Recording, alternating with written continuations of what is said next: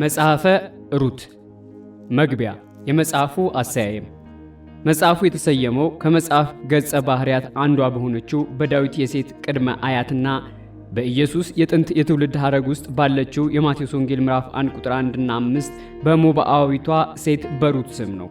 በመጽሐፍ ቅዱስ ከተጻፉት መጽሐፍት በሴት ስም ርዕስ የተሰጠው ሌላው መጽሐፍ የአስቴር መጽሐፍ ነው። ታሪካዊ ዳራው ታሪኩ በመሳፍንት ዘመን ሃይማኖት ወይም እግዚአብሔርን መፍራት በጠፋበትና የሥነ ምግባር ብልሹነት በበዛበት የአገር አንድነት በፈረሰበትና የባዕዳን አገሮች ጭቆና በተንሰራፋበት ጊዜ የተከናወነ ነው። መጽሐፈ ሩት በእስራኤልና በሞዓብ መካከል ለጥቂት ጊዜ የነበረውን ሰላም ያመለክታል። ከመሳፍንት ምዕራፍ 3 ቁጥር 12 እስከ 20 ጋር ያነጻጽሩ።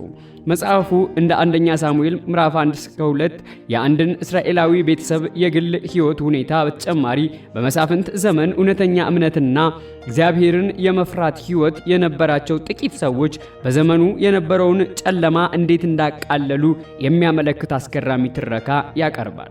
ጸሐፊውና የተጻፈበት ጊዜ ጸሐፊው ማን እንደሆነ በትክክል አይታወቅም። በአይሁድ ትውፊት የመጽሐፉ ጸሐፊ ሳሙኤል እንደሆነ ቢነገርም የዳዊት ስም በመጠቀሱ ምዕራፍ 4 ቁጥር 17 እና 12 ወደ ኋላ የነበረውን ዘመን ስለሚያመለክት ሳሙኤል ሊጽፈው አይችልም የሚል ግምት አለ። በዚህ መጽሐፍ የቀረበው የዕብራውያኑ የአጻጻፍ ዘዬ በነገስታት ዘመን እንደተጻፈ ይጠቁማል። መሪ ሐሳቡና ትምህርተ መለኮቱ ጸሐፊው ያተኮረው ሩት ለብቸኛዋ ለኑኃሚን በነበራት የማይናወጥ ከግለኝነት የራቀ መሰጠት ምዕራፍ 1 ቁጥር 16 እስከ 17፣ ምዕራፍ 2 ከቁጥር 11 እስከ 12፣ ምዕራፍ 3 ከቁጥር 10፣ ምዕራፍ 4 ቁጥር 5 እንዲሁም ቦዔዝ ለነዚህ ባልቴቶች ባሳየው በጎነት ላይ ነው። ምዕራፍ 2 እስከ 4 እንዲህ ያለው ፍቅር የሰውን ሥራ ከእግዚአብሔር ሥራ ጋር በማገናዘብ የእግዚአብሔርን ፍቅር ያንጸባርቃል። ምዕራፍ 2 ቁጥር 12 እና ምዕራፍ 3 ቁጥር 9ን ያነጻጽሩ።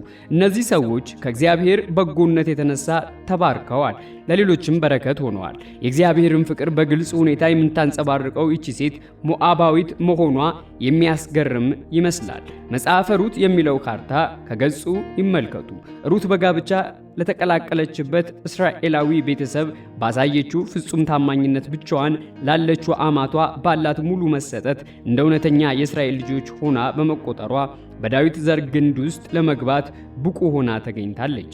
በሚመጣው የእግዚአብሔር መንግሥት ውስጥ መግባት የሚቻለው በዝምድና ወይም በደም ግንኙነት ሳይሆን በእምነት አማካይነት ወደሚገኘው መታዘዝ ሮሜ ምዕራፍ 1 ቁጥር 5 በሚለው ቃል አማካይነት የአንድ ሰው ሕይወት ከእግዚአብሔር ፍቃድ ጋር ሲስማማ ብቻ እንደሆነ የዚህች ሴት ሕይወትም በምስክርነት ቀርቧል። በዳዊት የዘር ግንድ ውስጥ መግባቷ ሕዝቦች ሁሉ በታላቁ የዳዊት ልጅ መንግሥት ውስጥ መወከላቸውን ያመለክታል። በዳዊት የትውልድ ሐረግ ታሪክ ውስጥ አንዱ ክፍል እንደመሆኑ በድኅነት ታሪክ ውስጥ ዳዊት ያለውን ሚና ያመለክታል። የትረካው ዋና ሐሳብ ሆኖ የሚታየው ድነት ሲሆን ቃሉም በተለያየ መልኩ 23 ጊዜ ተጠቅሶ ይገኛል።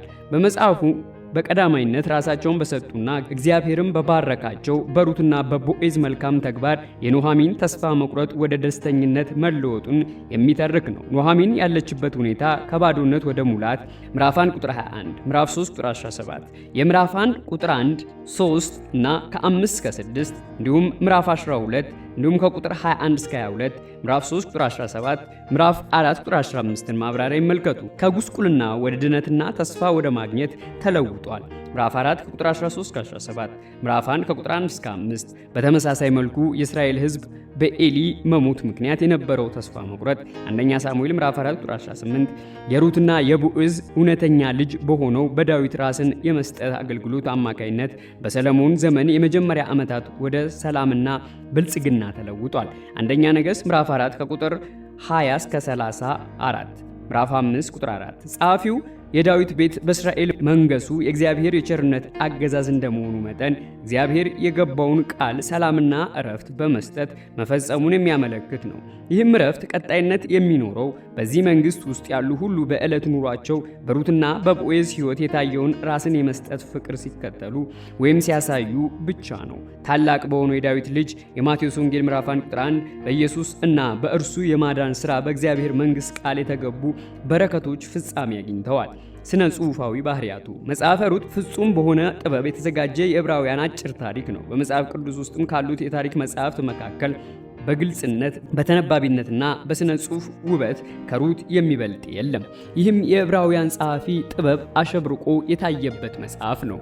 ይህ ታሪክ በአራት የተከፈለ ሲሆን ከተስፋ መቁረጥ ትረካ ይጀምርና ምዕራፍ 1 ከቁጥር 1 እስከ ምዕራፍ 5 ቁጥር 7 አጠር ወዳለ የእረፍት ተስፋ የማግኘት ትረካ ይሄዳል። ምዕራፍ 4 ቁጥር 13 እስከ 17 በዕብራይስጡ ማለትም ተስፋ መቁረጥና ተስፋ ማግኘት በሁለቱም ክፍሎች እኩል የሆነ የቃላት ብዛት አለው። ዋነኛው የለውጡ ስፍራ በመጽሐፉ እኩሌታ ላይ ይገኛል። የምዕራፍ 2 ቁጥር 20 ማብራሪያ ይመልከቱ። የአራቱም ክፍሎች የመግቢያ አረፍተ ነገሮች ዋና ሐሳቡን ፈንጠቅ ያደርጋል። ምዕራፍ 1 ቁጥር 6 መመለስ፣ ምዕራፍ 2 ቁጥር 1 ከቦዔዝ ጋር መገናኘት፣ ምዕራፍ 3 ቁጥር 1 ለሩት ቤት መፈለግ፣ ምዕራፍ 4 ቁጥር 1 በከተማው መግቢያ በር የተፈጸመው ወሳኝ ክስተት።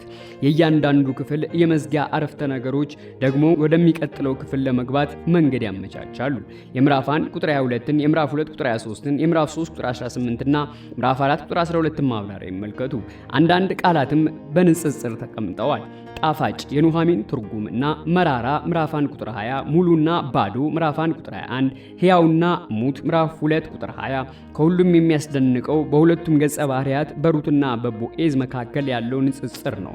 ይህም አንደኛዋ ወጣት እንግዳ ብቸኛና መበለት ስትሆን፣ ሌላኛው ሰው በመካከለኛው ዕድሜ የሚገኝ በቤቱና በህብረተሰቡ መካከል ያለ ችግር የሚኖር እስራኤላዊ ነው። ለሁለቱም በጎነታቸው አጉልተው የሚያሳዩ ተዛማጅ ወገኖች አሉ።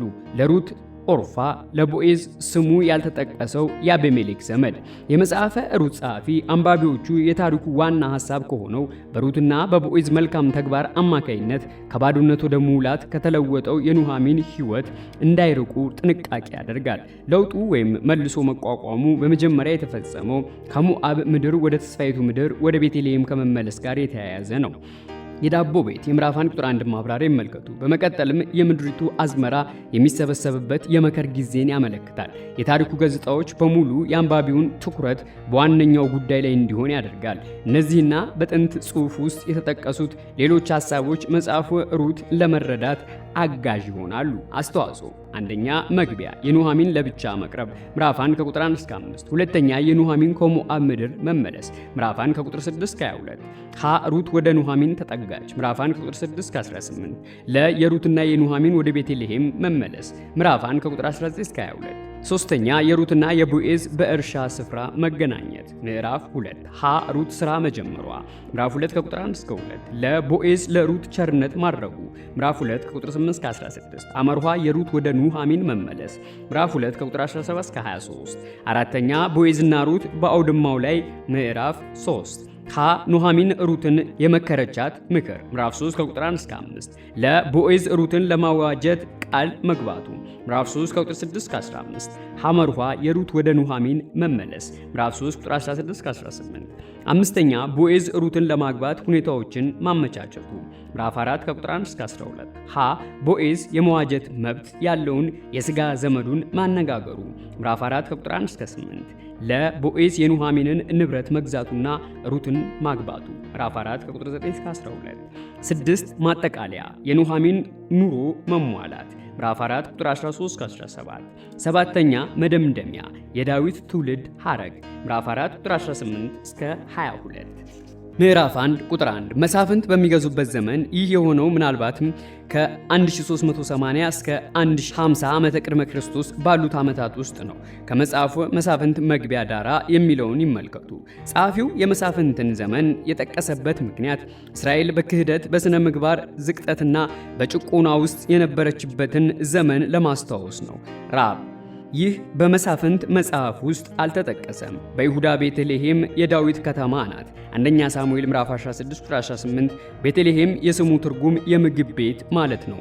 ባዶ ናት። ምዕራፍ 1 ቁጥር 2 አቤሜሌክ አምላኬ ንጉሥ ነው ማለት ነው። የመሳፍንት ምዕራፍ 8 ቁጥር 23 ማብራሪያ ይመልከቱ። ኑሃሚን አስደሳች ማለት ነው። ቁጥር 20ን ይመልከቱ። ኤፍራታውያን ኤፍራታ በቤተልሔም ዙሪያ ለሚገኘው አካባቢ የተሰጠ ስም ነው። ምዕራፍ 4 ቁጥር 11። ዘፍጥረት ምዕራፍ 35 ቁጥር 19። አንደኛ ሳሙኤል ምዕራፍ 17 ቁጥር 12። ሚልኪያስ ምዕራፍ 5 ቁጥር 2ን ይመልከቱ። ምዕራፍ 1 ቁጥር 3 የኑሃሚን ባል አቤሜሌክ ሞተ። የኑኃሚን ባዶ እጇን መቅረት ከዚህ ይጀምራል። ቁጥር 21ን ይመልከቱ። ምዕራፍ 1 ቁጥር 4 ሩት። ይህ ስም ወዳጅነት የሚል ትርጉም የሚሰጠውን የዕብራይስጡን ቃል ድምፅ ይመስላል። ሩት በማቴዎስ ወንጌል ላይ በኢየሱስ ክርስቶስ የትውልድ ሐረግ ስማቸው ከተጠቀሰው 4 ሴቶች አንዷ ናት። ሌሎቹ ሴቶች ትዕማር፣ ረዓብና ቤርሳቤ ናቸው። የማቴዎስ ወንጌል ምዕራፍ 1 ቁጥር 3 እንዲሁም ከቁጥር 5 እስከ 6ን ይመልከቱ። የሞዓብ ሴቶችን ዘፍጥረት ምዕራፍ 19 ቁጥር 36 እስከ 37ን ይመልከቱ። የሞዓባውያን ሴቶች ማግባት አልተከለከለም። ነገር ግን አንድ ሞዓባዊ ወይም እስከ 10 ትውልድ ድረስ ያሉ ልጆቹ ወደ እግዚአብሔር ጉባኤ መግባት አይፈቀድላቸውም ነበር። ዘዳግም ምዕራፍ 23 ቁጥር 3 አገቡ። ዘርን ማስቀረት የተለመደ ነው። ምዕራፍ 1 ቁጥር 5 መሐሎን የሩት ባል ነው። ምዕራፍ 4 ቁጥር 10ን ይመልከቱ። ኑኃሚን ብቻዋን ቀረች። ኑኃሚን ባዶ እጇን ቀረች። ባሏንም ልጆቿንም አጣች። የስሙ ትርጉም ደካማ ማለት ሊሆን ይችላል። አሁን አብረዋት ያሉት የሟች ልጆቿ ሚስቶች ሲሆኑ እነርሱም ያልወለዱና ምጽአተኞች ነበሩ። ምዕራፍ 1 ቁጥር 6 እግዚአብሔር ሕዝቡን እንደጎበኘና እህል እንደሰጣቸው በታሪኩ ውስጥ ብዙ ቦታ ላይ እግዚአብሔር የታሪክ ባለቤት መሆኑ በግልጽ ተጠቅሷል። ቁጥር 13 እና 21 ምዕራፍ 2 ቁጥር 20 ምዕራፍ 4 ቁጥር 12 እስከ 15 እህል ቤተልሔም የምግብ ቤት እንደገና ምግብ አገኘ። ለመመለስ ከዚያ ተነሳች። ባዶዋን የቀረችዋ ኑኃሚን አሁን እህል በእህል ወደ ሆነችው ወደ ተስፋይቱ ምድር ተመለሰች። ምዕራፍ 1 ቁጥር 8 ተመለሱ። ምስኪኗ ኑኃሚን የልጆቿ ሚስቶች ወደ አገራቸው ወደ ሞዓብ እንዲመለሱ ደጋግማ ለመነቻቸው። እዚህ ላይ ቁጥር 11 እስከ 12 እና 15ን ይመልከቱ። ይህን ያደረገችውም የምትሰጣቸው ምንም ነገር ስላልነበራት ነው። በጎ ነገር ምዕራፍ 2 ቁጥር 20 ምዕራፍ 3 ቁጥር 19ን ይመልከቱ። ምዕራፍ 1 ቁጥር 11 ባል የሚሆናችሁ ሌሎች ልጆች የምወልድ ይመስላችኋል? ኑኃሚን እዚህ ላይ ይህንን ያለችው ለመበለቶች ከለላ የሚሆኑና የቤተሰብ የትውልድ ሐረግ እንዳይቋረጥ የሚያረጋግጠውን የእስራኤላውያንን ሕግ ተመርኩዛ ነው። የዘፍጥረት ምዕራፍ 38 ቁጥር 8ን፣ ዘዳግም ምዕራፍ 25 ቁጥር 5 እስከ 10ን ማብራሪያ ይመልከቱ። እንዲሁም የማርቆስ ወንጌል ምዕራፍ 12 ቁጥር 18 እስከ 23፣ ምዕራፍ 1 ቁጥር 12 አርጅቻለሁ፣ ኑኃሚን ከእንግዲህ ልጅ ሊኖራት አይችልም፣ ማኅፀኗም ባዶ ነው። ምዕራፍ 1 ቁጥር 13 የእግዚአብሔር እጅ በእኔ ላይ ተነስቷልና። የቁጥር 5 እስከ 6 እና ቁጥር 20 እስከ 21 ማብራሪያ ይመልከቱ። ምዕራፍ 1 ቁጥር 14 የኦርፋ ተሰናብታ መሄድ ሩት ለምስኪን ምራቷ ያላትን ጽኑ ታማኝነት አጉልቶ ያሳያል። ምዕራፍ 1 ቁጥር 15 አማልክቷ ዋናው የሞዓባውያን የጣዖት አምላክ ካሞሽ ነው። ደህልቁ ምዕራፍ 21 ቁጥር 29 እና አንደኛ ነገሥት ምዕራፍ 11 ቁጥር 7፣ የሁለተኛ ነገሥት ምዕራፍ 3 ከቁጥር 26 እስከ 27 ማብራሪያ ይመልከቱ። ምዕራፍ 1 ቁጥር 16 ታማኝነትና ፍቅርን የሚያመለክተው ይህ ዝነኛና የቆየ አባባል የሩትን እውነተኛ ባህሪ ይገልጻል። ለኑኃሚን የነበራት ታማኝነት ፍጹም ከመሆኑ የተነሳ የኑኃሚን ሐዘን ልትካፈል ወደደች። ከዚህም ጋር ተመሳሳይ የሆነ ታማኝነትን ለማየት ሁለተኛ ሳሙኤል ምዕራፍ 15 ቁጥር 21ን ይመልከቱ። ምዕራፍ 1 ቁጥር 17 ብለይሽ እግዚአብሔር ይፍረድብኝ። የአንደኛ ሳሙኤል ምዕራፍ 3 ቁጥር 17 ማብራሪያ ይመልከቱ። ሩት ከሕዝብ ወገን ሆና ሳለ ለኑኃሚን ያላትን ታማኝነት ለመግለጽ በእስራኤል አምላክ ስም ማለች። በዚህም አይነት የእስራኤልን አምላክ አምላኳ አደረገች። ቁጥር 16ን ይመልከቱ። ምዕራፍ 1 ቁጥር 20 ማራ ኑኃሚን። ማራ በዕብራይስጥ መራራ ማለት ሲሆን ኑኃሚን ማለት ደግሞ አስደሳች ማለት ነው። በጥንቱ የመካከለኛው ምስራቅ የሰዎች ስም ትርጉም አለው፣ ሁሉን የሚችል። የዘፍጥረት ምዕራፍ 17 ቁጥር 1 ማብራሪያ ይመልከቱ። ምዕራፍ 1 ቁጥር 21 በሙላት ባዶዬን። እነዚህ ሁለት ቃላት የታሪኩን ጭብጥ ወይም ማዕከላዊ ሐሳብ በጉልህ ያሳያሉ።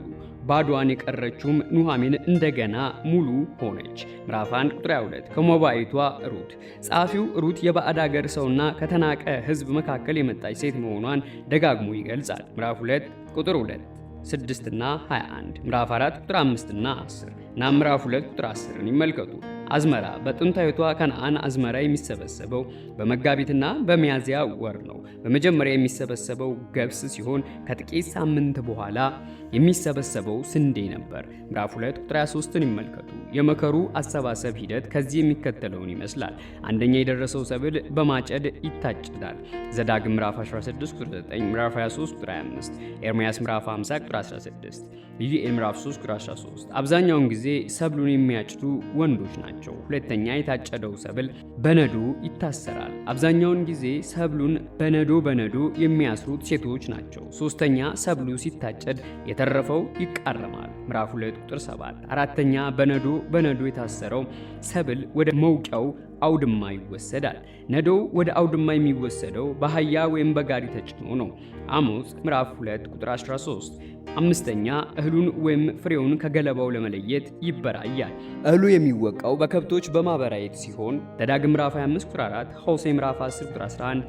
አንዳንድ ጊዜ ግን ጉጥ ባለው የመሄጃ ወይም የመውቂያ መሳሪያ ይወቃል። ኢሳይያስ ምዕራፍ 41 ቁጥር 15፣ አሞጽ ምዕራፍ 1 ቁጥር 3 ወይም የጋራ መንኮራኩር እንዲሄድበት ይደረጋል።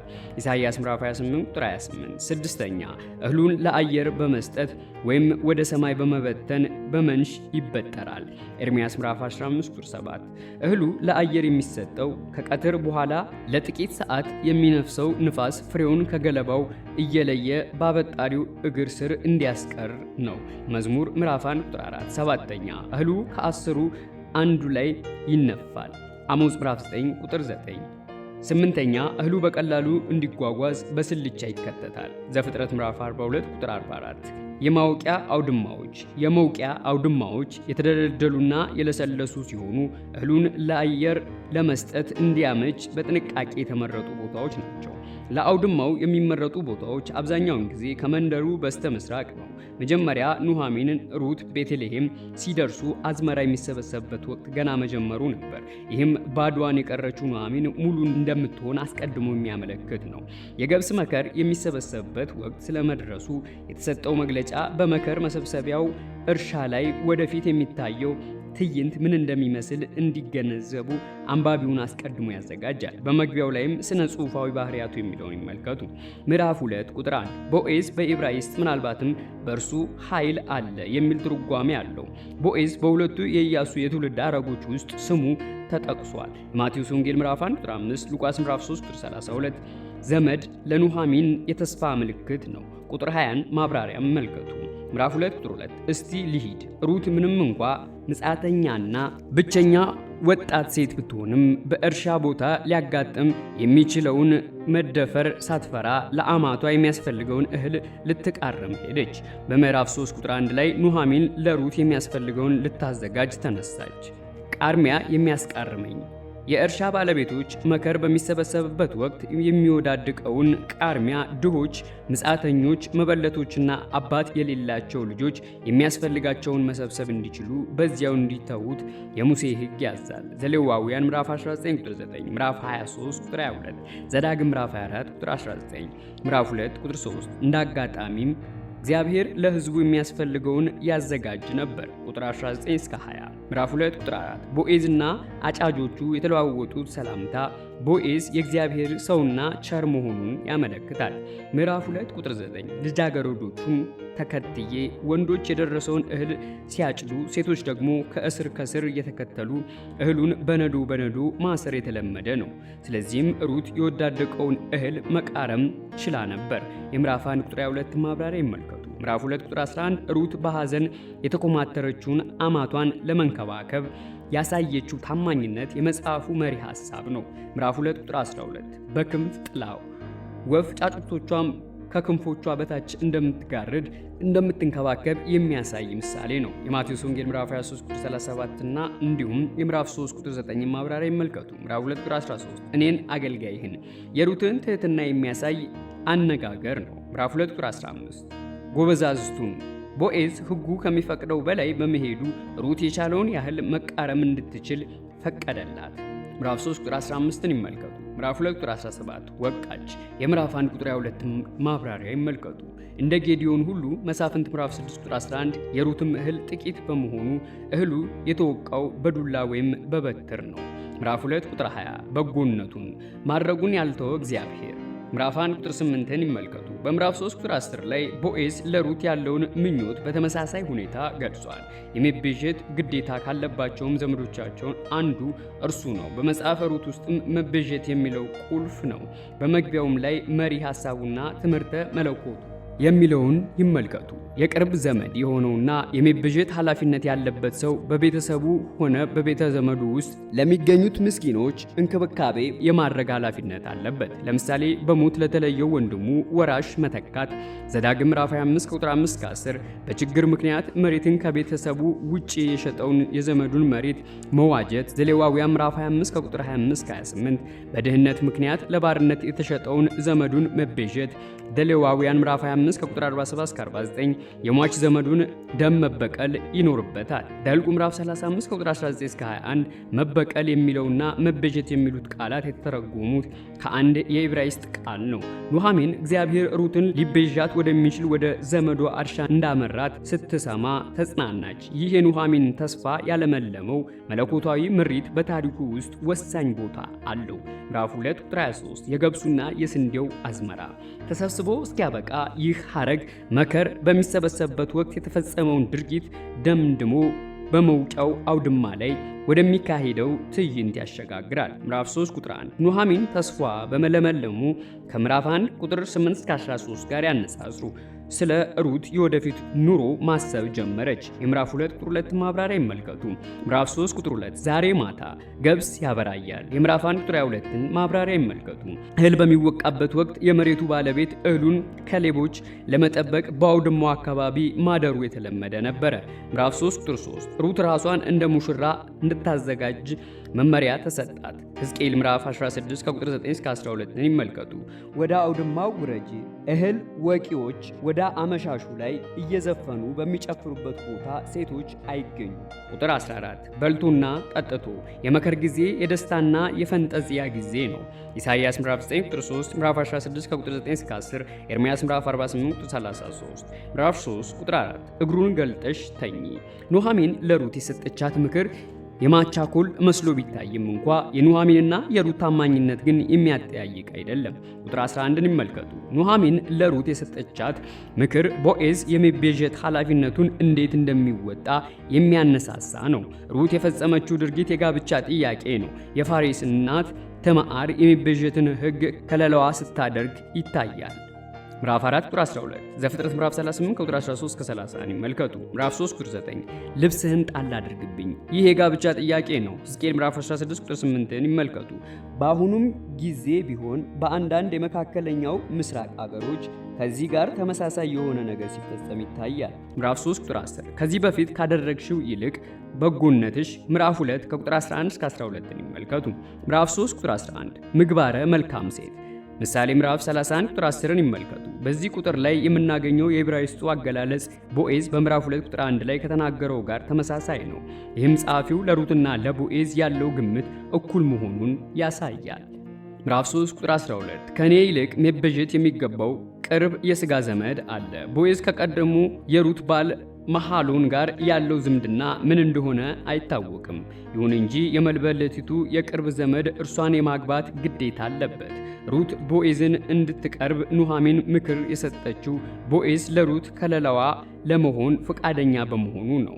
ቦዔዝ ግን ዋርሳ መሆን ያለበት የቅርብ ዘመዱ እንደሆነ በሕግ የተጻፈውን ችላ ሊል አልፈለገም። ምዕራፍ 3 ቁጥር 13 በሕያው እግዚአብሔር እምላለሁ ቦዔዝ የቤተሰቡን ንብረት ለመዋጀትና ሩትን ለማግባት ቃለ መሐላ ፈጸመ።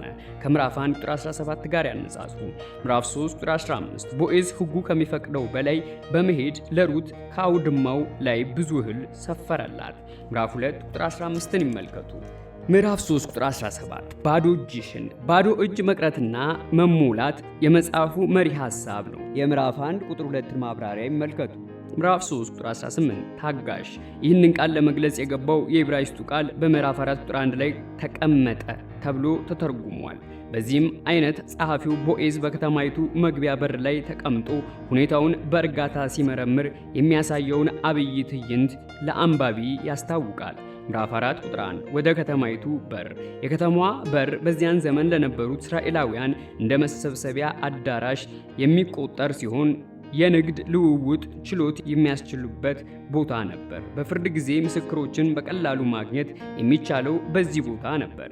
ቁጥር 9-12 የዘፍጥረት ምዕራፍ 19 ቁጥር 1 ማብራሪያ ይመልከቱ። ወዳጅ ሆይ ሌላው የሥጋ ዘመድ ስሙ አልተጠቀሰም። ምዕራፍ 4 ቁጥር 2 ከከተማይቱ ሽማግሌዎች 10ን ጠርቶ ፍርድና ብይን ለመስጠት በቂ ቁጥጥር ነው። ምዕራፍ 4 ቁጥር 3 ጢንጦ መሬት ልትሸጥ ነው። የምዕራፍ 2 ቁጥር 20 ማብራሪያ ይመልከቱ። ይህ ማዕረግ ሁለት ትርጉም ሊኖረው ይችላል። አንደኛ መሬቱ የኑኃሚን ሲሆን ካለበት ከባድ ችግር የተነሳ ለመሸጥ ተገደደች። ከችግሩ የተነሳ መሬታቸውን ለመሸጥ የሚገደዱ ሰዎች ካሉ የቅርብ ዘመዳቸው መሬቱን ከቤተሰቡ እጅ እንዳይወጣ መግዛት አለበት። ሁለተኛ መሬቱ የኑኃሚን አይደለም። ቤተሰቡ ወደ ሞዓብ ከመሄዱ በፊት አቤሜሌክ መሬቱን ሸጦታል። ነገር ግን በሕጉ መሰረት መሬቱን መልሳ የመግዛት መብት እንዳላት ታውቃለች። ነገር ግን መሬቱን የመግዛት አቅም ስለሌላት የቅርብ ዘመዷ መሬቱን እንዲገዛላት ፈለገች። ምዕራፍ 4 ቁጥር 5 የሟቹን ስም በርዕስቱ ለማስጠራት ሚስቱን አብረህ መውሰድ አለብህ። አሁን ቦዔዝ ቀሪውን ግዴታ አስታወቀ። ያም ግዴታ ሩትን መውሰድ ነበረ። በሙሴ ሕግ መሰረት ዘዳግም ምዕራፍ 25 ቁጥር 5-6 የሩት የበኩር ልጅ የመሐሎንን ስም የማስጠራት የቤተሰቡን ርስት የመውረስ መብት አለው። ምዕራፍ 4 ቁጥር 6 ልቤዠው አልችልም። መሬቱን ሊዋጅ ያልፈለገው ከሩት ልጅ ከወለደና ወራሹም ይህ ልጅ ብቻ ከሆነ ያለኝ ሀብት በሙሉ ለአቤሜሌክ ቤተሰብ ይተላለፋል የሚል ፍራቻ ስላለው ነው። የዘፍጥረት ምዕራፍ 38 ቁጥር 9 ማብራሪያ ይመልከቱ። ይህም ሰው የወሰደው እርምጃ ቦዔዝ ከወሰደው እርምጃ በምንም አይተናነስም። ይህ የቅርብ ዘመድ የሚጠበቅበትን የመቤዠት ኃላፊነት ለመወጣት ፈቃደኛ አለመሆኑ የቦዔዝን በጎነትና ቸርነት አጉልቶ ያሳያል። ይህም የኦርፋ ወደ ቤተሰቦቿ መመለስ ሩት ለኑኃሚን ያላትን ጽኑ ታማኝነት አጉልቶ እንደሚያሳየው ማለት ነው። ምዕራፍ 4 ቁጥር 7 አንዱ ወገን ጫማውን አውልቆ አንድ ሰው ንብረቱን ለሌላ ሰው መስጠቱንና ማስተላለፉን የሚያረጋግጠው ጫማውን አውልቆ ለሰውየው በመስጠት ነው። ከአሞጽ ምዕራፍ 2 ቁጥር 6 እና ምዕራፍ 8 ቁጥር 6 ጋር ያነጻጽሩ። የኑዚ መዛግብት ከዚህ ጋር ተመሳሳይነት ያለውን ልማድ ጽፈዋል። በሁለተኛው ሺህ ምዕተ ዓመት ዓመተ ቅድመ ክርስቶስ አጋማሽ ላይ የተጻፉ ከብሉይ ኪዳን ጋር የሚዛመድ ጥንታዊ ጽሑፍ ነው። ምዕራፍ 4 ቁጥር 9 ምስክሮች በአደባባይ የሚመሰክሩ ሰዎች ተግባር በመግቢያ በሮች ላይ የተሰጠው ፍርድ ትክክል መሆኑን አለመሆኑን ማረጋገጥ ነው። ምዕራፍ 4 ቁጥር 10 የሟቹ ስም ዘዳግም ምዕራፍ 25 ቁጥር 6ን ይመልከቱ። ምዕራፍ 4 ቁጥር 11 የእስራኤልን ቤት እንደሰሩ እንደ ራሔልና እንደ ሊያ ከዘዳግም ምዕራፍ 25 ቁጥር 9 ጋር ያነጻጽሩ። የሩትን መጽሐፍ የሚያነቡ እስራኤላውያን በራሔልና በሊያ የተሰራው የያዕቆብ የእስራኤል ቤት ሊጠፋ በተቃረበ ጊዜ የሩትና የቦዔዝ ልጅ የሆነው ዳዊት እንደገና ከሰራው የእስራኤል ቤት ጋር ሊያገናዝቡት ይችላሉ። አንደኛ ሳሙኤል ምዕራፍ 4 ከዚህ በተጨማሪ እግዚአብሔር የዳዊትን ቤት ለመስራትና ስርወ መንግስቱን ለማጽናት በዚህ በኩል የተባረከው የእስራኤል እድል ፈንታ ይረጋገጣል። ሁለተኛ ሳሙኤል ምዕራፍ 7 ቁጥር 27 እስከ 29ን ይመልከቱ። ኤፍራታ የምዕራፍ 1 ቁጥር 2 ማብራሪያ ይመልከቱ። ምዕራፍ 4 ቁጥር 12 ትዕማር ለይሁዳ እንደወለደችው እንደ ፋሬስ የቦዔዝ ዘር ነው። ቁጥር 18 እስከ 21 ማቴዎስ ምዕራፍ 1 ቁጥር 3 ሉቃስ ምዕራፍ 3 ቁጥር 33ን ይመልከቱ።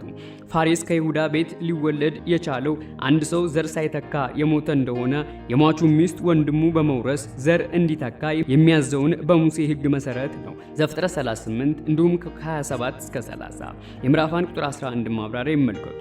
እንግዲህ ፋሬስ ሽማግሌዎቹ ለቦዔዝ የሰጡትን ምርቃት በቦዔዝ ትውልድ በኩል ሊያገኝ ይችላል ማለት ነው። ከዚህ በተጨማሪ የፋሬስ ዘሮች የይሁዳ ነገድ በእስራኤል ሕዝብ መካከል ከፍ እንዲል ትልቅ አስተዋጽኦ አድርጓል። ስለዚህም የሽማግሌዎቹ ምርቃት ሩት ለቦዔዝን በምትወልድለት ልጅ በዳዊትና በስርወ መንግስቱ በኩል እውን ይሆናል። ቁጥር 12 በምዕራፉ መደምደሚያ ላይ ባጭሩ የተነገረው ለአንባቢው ከወዲሁ ያስታውቃል። ምዕራፍ 4 ቁጥር 13-17 የታሪኩ መደምደሚያ ከታሪኩ መግቢያ ጋር ተመሳሳይ ነው። ምዕራፍ 1 ቁጥር 1 እስከ 5 ይኸውም አንደኛ በዕብራይስጡ ሁለቱም ክፍሎች እኩል የቃላት ብዛት አላቸው። ሁለተኛ ሁለቱም ረጅሙን ታሪክ ባጭሩ ያቀርባሉ። ሶስተኛ ሁለቱም ክፍሎች በኑኃሚን ላይ ያተኩራሉ። አራተኛ መግቢያው ኑኃሚን ባዶ እጇን እንደቀረች ሲናገር፣ መደምደሚያው ደግሞ ሙላቷን ይናገራል። ምዕራፍ 4 ቁጥር 13 እግዚአብሔር እንድትጸንስ አደረጋት። የምዕራፍ 1 ቁጥር 6 ማብራሪያ ይመልከቱ። ምዕራፍ 4 ቁጥር 14 የሚበዥ ቅርብ የሥጋ ዘመድ ቁጥር 15 ግልጽ እንደሚያደርገው ይህ ሕፃን ኢዮቤድ ነው። ስሙም ይግነን። በቁጥር 11 ላይም ይህ መልካም ምኞት ለቦዔዝ ተነግሯል። ምዕራፍ 4 ቁጥር 15 ከሰባት ወንዶች ልጆች የምትበልጥብሽ። አንደኛ ሳሙኤል ምዕራፍ 1 ቁጥር 8ን ይመልከቱ። ሰባት ሙሉነትን ወይም ፍጹምነትን የሚያመለክት ቁጥር በመሆኑ ሰባት ወንዶች ልጆች የሚለው ለእስራኤል ቤት በሙሉ የተሰጠውን በረከት በአጭሩ የሚገልጽ ነው። አንደኛ ሳሙኤል ምዕራፍ 2 ቁጥር 5፣ ኢዮብ ምዕራፍ 1 ቁጥር 2፣ ምዕራፍ 42 ቁጥር 13ን ይመልከቱ። ሩት ለኑኃሚን ያሳየችው ፍጹም ታማኝነት እዚህ ላይ ከፍተኛ ቦታ ተሰጥቶታል። ምዕራፍ 4 ቁጥር 16 ታቀፈችው። እንደ ራሷ ልጅ አድርጋ ልታሳድገው መቀበሏን ያመለክታል። የዘፍጥረት ምዕራፍ 30 ቁጥር 3 ማብራሪያ ይመልከቱ። ምዕራፍ 4 ቁጥር 17 ለኑኃሚን ወንድ ልጅ ተወለደላት። ልጅ መውለድ የማትችለው አሮጊቷ ኑኃሚን በሩት አማካይነት በመሐሎን ምትክ ወራሽ ልጅ አገኘች። ኢዮቤድ የስሙ ትርጉም አገልጋይ ማለት ሲሆን ስሙ ሙሉ ሆኖ ቢጻፍ ኖሮ የእግዚአብሔር አገልጋይ የሚል ትርጉም አለው። ምዕራፍ 4 ቁጥር 18 እስከ 22፣ አንደኛ ዜና ምዕራፍ 2 ከቁጥር 5 እስከ 15፣ ማቴዎስ ምዕራፍ 1 ከቁጥር 3 እስከ 6፣ ሉቃስ ምዕራፍ 3 ከቁጥር 31 እስከ 33 ይመልከቱ። በዘፍጥረት ምዕራፍ 5 ከቁጥር 3 እስከ 32፣ ምዕራፍ 11 ከቁጥር 10 እስከ 26 ላይ እንደሚገኘው የትውልድ ሐረግ ሁሉ በዚህ ክፍል የምናገኘው የትውልድ ሐረግ 10 ስሞች አሉት። የዘፍጥረት ምዕራፍ 5 ቁጥር 5 ማብራሪያ ይመልከቱ። ክፍሉ በዳዊት ዘመን መንግስት እስራኤል በተስፋይቱ ምድር ያገኘችውን ሰላም አንደኛ ነገሥት ምዕራፍ 5 ቁጥር 4ን ይመልከቱ። በምዕራፍ 1 ቁጥር 1 ላይ ከተወሳውና በዘመነ መሳፍንት ከታየው እረፍት የለሽ ብጥብጥ ጋር ያነጻጽራል። ኑኃሚን በሩትና በቦዔዝ ጽኑ ፍቅር አማካይነት ከባዶነት ወደ ሙሉነት እንደመጣች ሁሉ እግዚአብሔር የእስራኤልን ጦርነት በታማኝነት በተዋጋው በዳዊት በኩል ከብጥብጥ ወደ ሰላም አመጣ። ይህ የትውልድ ሐረግ የመጨረሻ ፍጻሜው ያገኘው የእግዚአብሔርን ሕዝብ ወደ ፍጹም ሰላም ባመጣው በዳዊት ልጅ በኢየሱስ ክርስቶስ ነው። የማቴዎስ ወንጌል ምዕራፍ 1 ቁጥር 1